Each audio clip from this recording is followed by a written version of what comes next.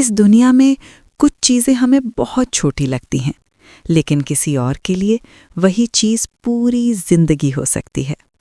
आज की कहानी एक भूखे बच्चे की है और एक रोटी की कीमत की।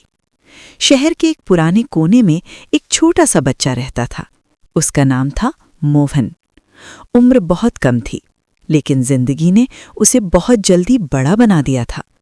मोहन के पैरों में चप्पल नहीं थी, कपड़े फटे हुए थे और पेट में कई दिनों की भूख थी।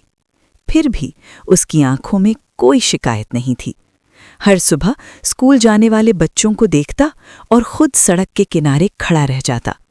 उसके लिए भूख रोज की आदत बन चुकी थी।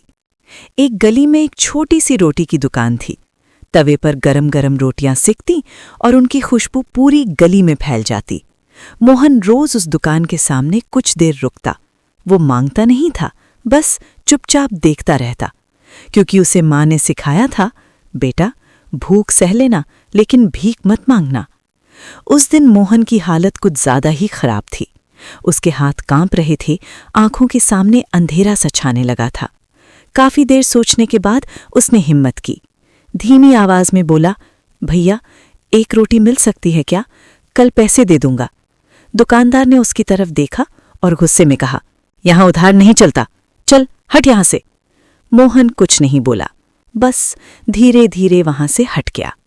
सड़क के किनारे बैठकर उसने अपने पेट को पकड़ा। आंखों से आंसू अपने आप बहने लगे। वो बोला, शायद आज भी भूखा ही सोना पड़ेगा। तभी वहां से एक बूढ़ी औरत गुजरी।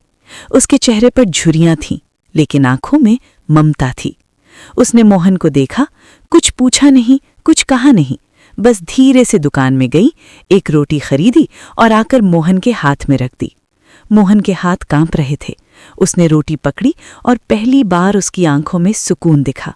वो बोला, माँ आज पेट भर जाएगा।